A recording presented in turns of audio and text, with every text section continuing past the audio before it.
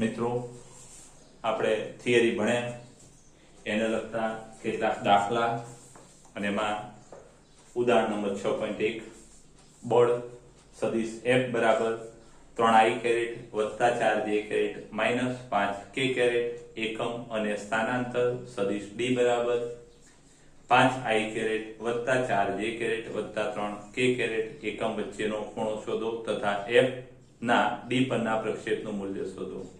એટલે આપણે બળ f 3i કેરેટ વત્તા 4j caret minus 5k caret એકમ અને સ્થાનાંતર d છે એ 5i કેરેટ વત્તા 4j કેરેટ વત્તા 3k કેરેટ એકમ છે। તો આ f અને d વચ્ચેનો ખૂણો થીટા અને બીજો બળનો d પરનો ઘટક એટલે f cos થીટા।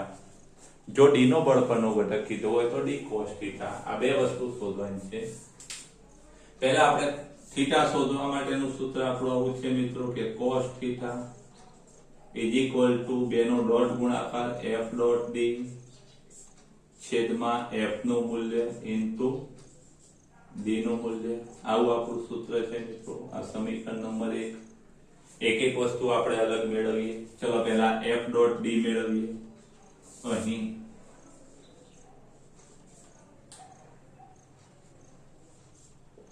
અહીં f ડોટ d બરાબર શું થાય તો f ડોટ d તો ડોટ ગુણાકાર એટલે મિત્રો અનુરૂપ ઘટકોના ગુણાકારોનો સરવાળો 3 ગુણ્યા 5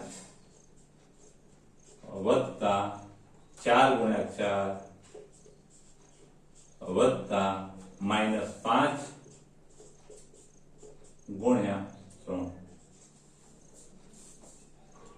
ઇઝ ઇક્વલ ટુ 5 3 15 વત્તા 4 ગુણ્યા 4 16 માઈનસ 5 3 15। ખાસ યાદ રાખજો પહેલા ગુણાકાર કરવાનો પછી સરવાળો।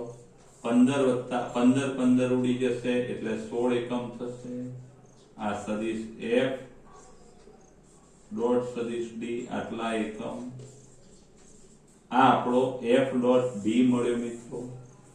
બીજી વસ્તુ કઈ શોધવાની છે f નું મૂલ્ય। માના કે f ઇઝ ઇક્વલ ટુ શું થાય કોઈ પણ સદિશનું મૂલ્ય એટલે વર્ગમૂળમાં ઘટકોના વર્ગોનો સરવાળો। એટલે f નું મૂલ્ય તો મિત્રો f ના ઘટક 3 4 ને -5 છે તો એના વર્ગોનો સરવાળો 3 નો વર્ગ વત્તા 4 નો વર્ગ વત્તા -5 નો ઇઝ ઇક્વલ ટુ વર્ગમૂળમાં 3 નો વર્ગ 9 વત્તા 16 વત્તા 5 નો 1 પછી 16 નો પછી 50 એટલે બળનું માન કેટલું થશે તો કે ઇઝ ઇક્વલ ટુ વર્ગમૂળમાં 50 આટલા એકમ થશે। મિત્રો બળ એકમ શબ્દ એકમમાં લખેલો છે અહીંયા એનો એકમ લખ્યો છે તો આપણે બધામાં એકમ રાખવાનું। એ જ રીતે સદિશ d નું માન ખાસ યાદ રાખજો મિત્રો। આ શોધવા માટે આની જરૂર પડશે આની જરૂર પડશે આની આ મેળવ્યું હવે આ મેળવીએ માન d એટલે વર્ગમૂળમાં d ના ઘટકોના વર્ગોનો સરવાળો 5 નો વર્ગ ડાયરેક્ટ પછી કહી શકાય વત્તા 4 નો વર્ગ 16 વત્તા 3 નો વર્ગ 9 16 નો પછી 50 વર્ગમૂળમાં 50 એકમ। આટલો જવાબ આવશે મિત્રો એકમ। આ આપણું સદિશ d નું મૂલ્ય છે। f અને d નું મૂલ્ય મળી ગયું। હવે cos થીટા બરાબર શું થાય તો કે cos theta is equal two સદિશ f ડોટ d છેદમાં f નું મૂલ્ય d નું મૂલ્ય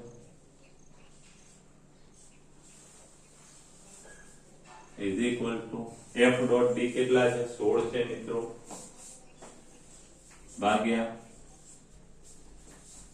f નું મૂલ્ય સ્ક્વેર રૂટ 50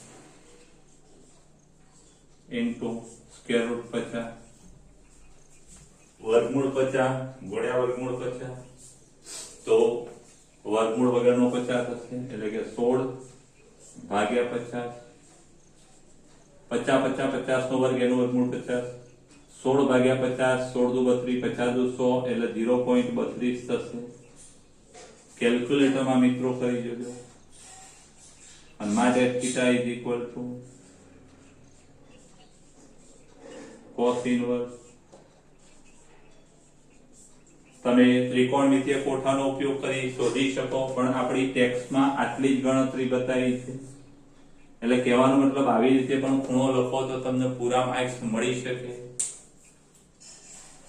હવે આગળની વાત છે કયો ઘટક તો કે f નો d પરનો ઘટક એટલે કે f cos θ b હવે શોધીએ f cos θ f નું મૂલ્ય મિત્રો કેટલું લાવે આપણે વર્ગમૂળ 50 એટલે વર્ગમૂળ 50 અને ઇન્ટુ cos θ કેટલા 0.32 એટલે ગુણ્યા 0.32 આને આપણે એમ કહી શકીએ 0.32 વર્ગમૂળ 50 આટલા એકમ ખાસ યાદ રાખજો મિત્રો તમારે કેલ્ક્યુલેટરમાં 50 નું વર્ગમૂળ કાઢી 32 વડે 0.32 વડે ગુણી અને જવાબ લાવો એટલે આવી શકો આપણે ટેક્સ્ટમાં આવો જ જવાબ છે એટલે આપણે ત્યાં સુધી જ રાખીએ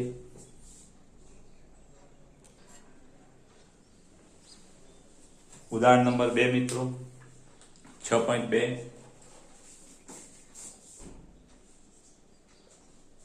તેમાં આપણે જાણીએ છીએ કે વરસાદનું ટીપું નીચે તરફ લાગતા ગુરુત્વાકર્ષણ બળ અને વિરુદ્ધ દિશામાં લાગતા અવરોધક બળની અસર હેઠળ પડે છે અવરોધક બળ ટીપાની ઝડપના સમપ્રમાણમાં હોય છે જે સામાન્ય રીતે જાણી શકાતું નથી ધારો કે 1 ગ્રામ દળનું એક ટીપું 1 કિલોમીટર ઊંચાઈએથી પડે છે તે જમીન પર 50 મીટર પ્રતિ સેકન્ડની ઝડપથી સ્પર્શે છે તો એ ગુરુત્વાકર્ષણ બળ વડે કેટલું કાર્ય થયું હશે અને અજ્ઞાત અવરોધક બળ વડે કેટલું કાર્ય થયું હશે અહીંયા g નું મૂલ્ય પહેલી વાત છે મિત્રો ગુરુત્વાકર્ષણ બળ વડે થયેલું કાર્ય તો અહીંયા 1 ગ્રામ દળનું ટીપું છે એટલે m કેટલા 1 ગ્રામ એટલે કે 1 ગ્રામ એટલે 10⁻³ કિલોગ્રામ 10⁻³ kg નું ટીપું છે 1 કિલોમીટરની ઊંચાઈએથી એટલે કેટલું અંતર કાપે છે h બરાબર 1 કિલોમીટર કિલોમીટર મિત્રો ચાલે નહીં એટલે કિલોમીટર ના 10⁻³ મીટર એના 1000 મીટર પણ કહી શકાય પડે છે ગુરુત્વાકર્ષણ બળ વડે થયેલું કાર્ય g નું મૂલ્ય આપણે 10 લેવાના છીએ મિત્રો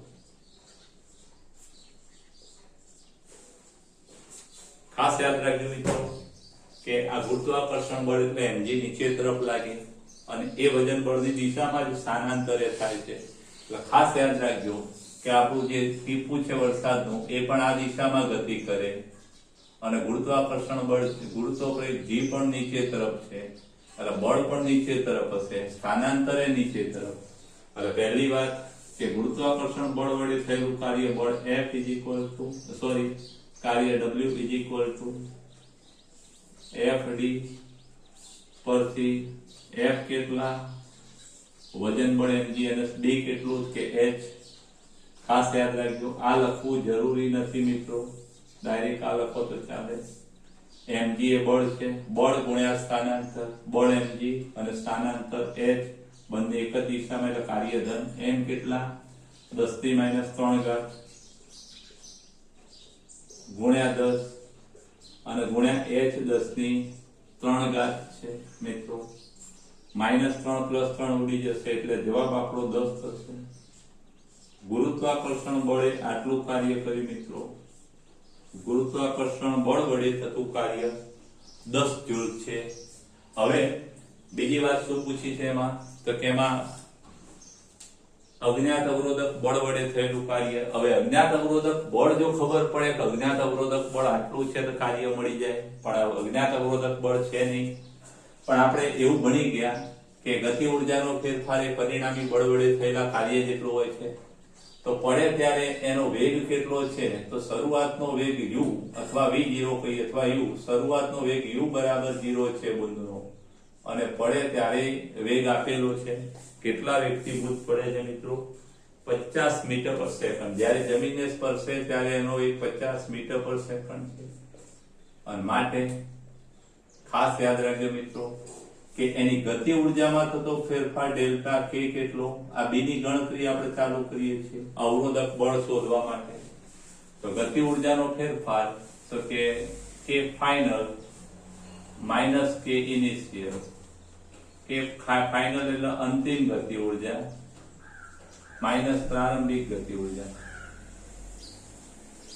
અંતિમ ગતિ ઉર્જા 1/2 m કેટલા 10⁻³ અને v સ્ક્વેર 50 નો પદ,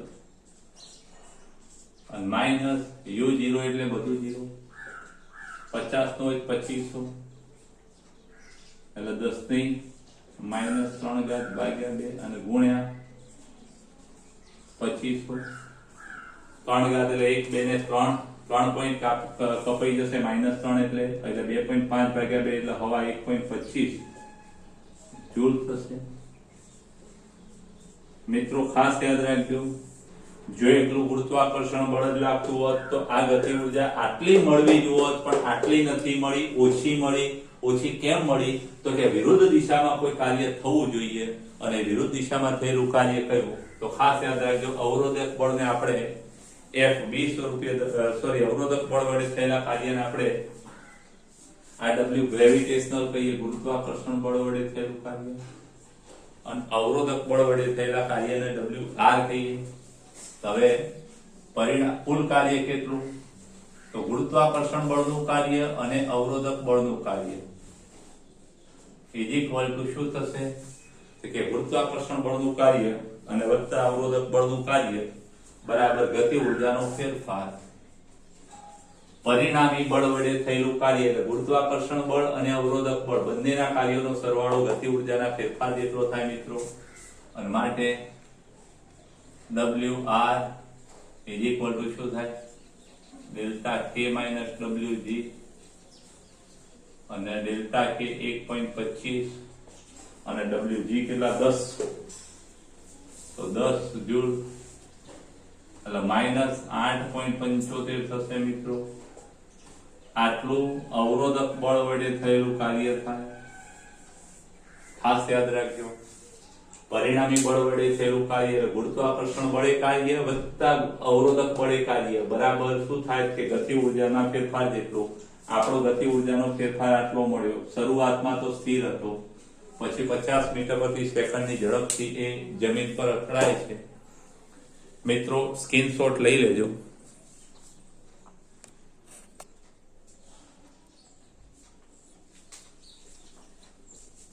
નેક્સ્ટ દાખલો મિત્રો, ઉદાહરણ 6.3, અને એમાં એક સાયકલ સવાર 10 મીટર અંતર ઘસડાઈને સ્થિર થાય છે. આ ઘટના દરમિયાન રસ્તા વડે સાયકલ પર લાગતું 200 ન્યૂટન બળ ગતિની વિરુદ્ધ દિશામાં લાગે છે. તો એ રસ્તા વડે સાયકલ પર કેટલું કાર્ય થયું હશે? ખાસ યાદ રાખજો મિત્રો, અહીંયા સાયકલ સવાર 10 મીટર ઘસડાઈને સ્થિર થાય છે, એટલે આમાં સ્થાનાંતર કેટલું કર્યું સાયકલ સવારે? તો કે 10 મીટર જેટલું સ્થાનાંતર થાય છે. અને ખાસ યાદ રાખજો, આમાં લખ્યું છે ગતિની વિરુદ્ધ દિશામાં રસ્તા વડે સાયકલ પર લાગતું 200 ન્યૂટન બળ ગતિની વિરુદ્ધ દિશામાં લાગે છે, અને જે બળનું મૂલ્ય છે એ 200 ન્યૂટન છે મિત્રો, પણ ગતિની વિરુદ્ધ દિશામાં છે. એટલે આને આપણે એમ કહી શકીએ કે અહીંયા થીટા કેવો? તો સ્થાનાંતર આ દિશામાં થતું હશે અને બળ આ દિશામાં છે, એટલે ડી આ દિશામાં, બળ આ દિશામાં, એટલે બંને વચ્ચેનો ખૂણો કેટલો? 180 ડિગ્રી. એટલે થીટા 180. એને પાઈ પણ કહેવાય છે મિત્રો.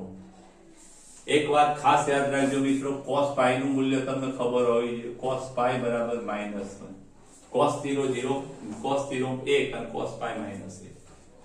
તો રસ્તા પર સાયકલ સવારે રસ્તા વડે સાયકલ પર થતું કાર્ય તો એ રસ્તા વડે સાયકલ પર થતું કાર્ય W બરાબર શું થાય તો કે FD cos θ F કેટલા 200 ગુણ્યા 10 અને ગુણ્યા cos pi 200 ગુણ્યા 10 2000 cos pi minus 1 એટલે minus 2000 જૂલ કાર્ય થાય મિત્રો ખાસ યાદ રાખજો કેટલા જૂલ 2000 જૂલ હવે બી માં શું કહે છે તો સાયકલ વડે રસ્તા પર કેટલું કાર્ય થાય તો મિત્રો સાયકલ વડે રસ્તા પર રસ્તો તો ક્યાંય જતો જ નથી સ્થિર છે એટલે રસ્તો સ્થિર હોવાથી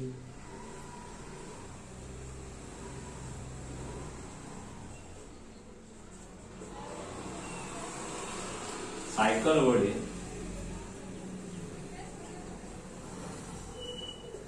રસ્તા પર કાર્ય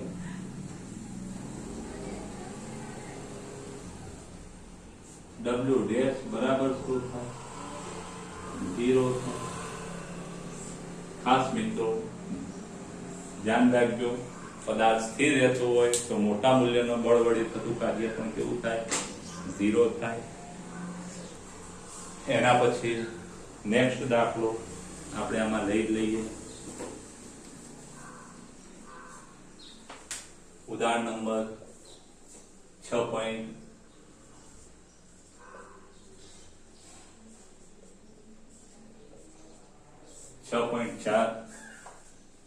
તો ખાસ યાદ રાખજો લશ્કરી કવાયતમાં પોલીસ અધિકારી 50 ગ્રામ દળની બુલેટને 200 મીટર પ્રતિ સેકન્ડની ઝડપે 2 સેન્ટીમીટર જાડાઈના નરમ પાટિયા તરફ છોડે છે બુલેટને તેનો પ્રારંભિક ગતિ ઉર્જાનો 10% ઉર્જા સાથે બુલેટ તેની પ્રારંભિક ગતિ ઉર્જાની 10% ઉર્જા સાથે તેમાંથી બહાર નીકળે છે તો બહાર નીકળતી વખતે બુલેટની ઝડપ કેટલી ખાસ યાદ રાખજો મિત્રો કે શરૂઆતમાં બુલેટ છે બુલેટનું દળ આપણને આપેલું છે મિત્રો અને એ બુલેટ 50 ગ્રામની છે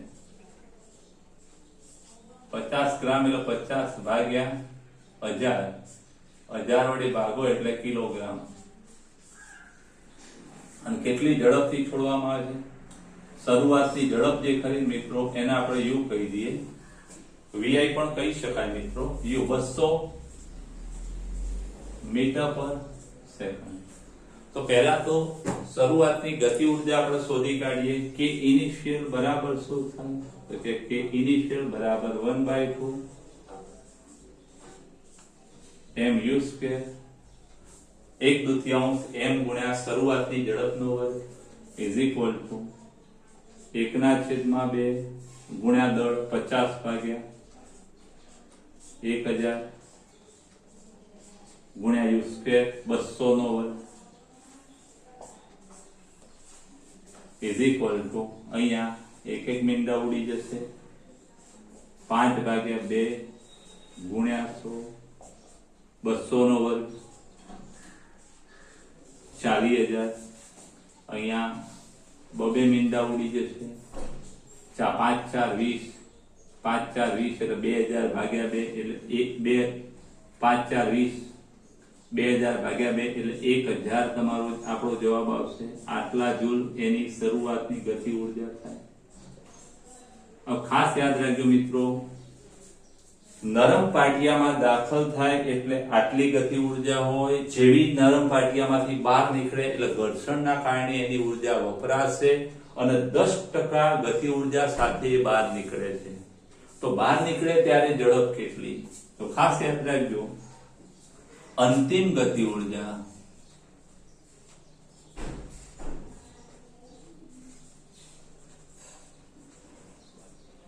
કે ફાઇનલ ઇઝ ઇક્વલ ટુ 10%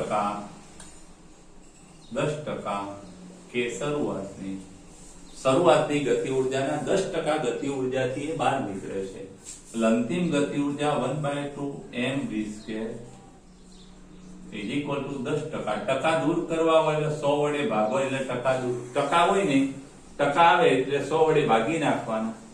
10% એટલે 10 ભાગ્યા 100 ગુણ્યા KI 1000. તો માટે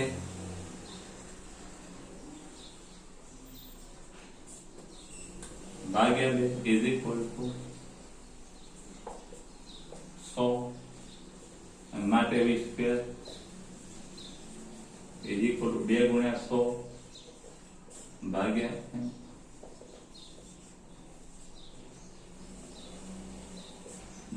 m કેટલા મિત્રો? તો ખાસ યાદ રાખજો અહીંયા m 50 ભાગ્યા 1000 ભાગ્યા એટલે હું છેદમાં આવી જાય, છેદનો છેદ અંશમાં અહીંયા એક એક મીંડા ઉડી જશે. અહીંયા 20² ઇઝ ઇક્વલ ટુ અહીંયા 5 25 20 25 120 20 તો 40 એટલે 4000 થશે. 5 એટલે 5 દુ 10 20 20 ગુણ્યા 2 દુ 4 4 બરાબર. એટલે માટે v બરાબર શું થાય? તો 4000 નું વર્ગમૂળ ખાસ યાદ રાખજો. અહીંયા 400 નું વર્ગમૂળ 20 થાય. 400 ગુણ્યા 10 કહેવાય એટલે 400 નું વર્ગમૂળ 20 અને ગુણ્યા 10 નું વર્ગમૂળ 10 એટલે તમે કેલ્ક્યુલેટર આનું ગણતરી ખાસ કરજો મિત્રો. વર્ગમૂળમાં 4000 નું વર્ગમૂળ તમે કેલ્ક્યુલેટરમાં કાઢશો તો કેટલું આવશે? 63.2 કાઢી જોજો. ખાસ કાઢી જોજો મિત્રો. આટલું આવે છે 63.2.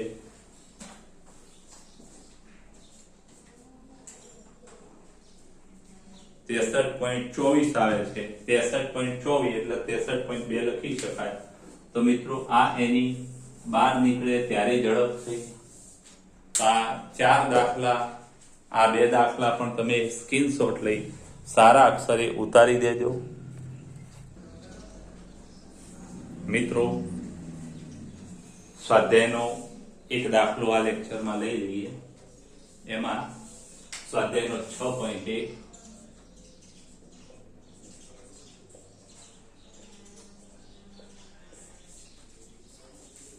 કોઈ પદાર્થ પર થતા કાર્યનું ચિહ્ન સમજવું અગત્યનું છે. આપેલી રાશિઓ ધન છે કે ઋણ તે કાળજીપૂર્વક દર્શાવો. એમાં આપણને એ કહે છે, ખાસ યાદ રાખજો, દોરડા સાથે બાંધેલી બાલદી એટલે કે ડોલ કુવામાંથી બહાર કાઢતા માણસ વડે થયેલ કાર્ય. તો ખાસ યાદ રાખજો મિત્રો કે આ કુવાની અંદર બાલટી છે અને એ બાલટી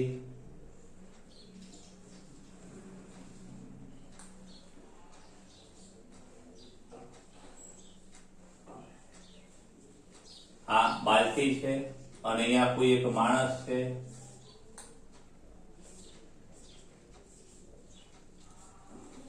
અને એ બાલટીને એ જે માણસ છે એ માણસ બાલટીને ઉપર તરફ ખેંચે છે.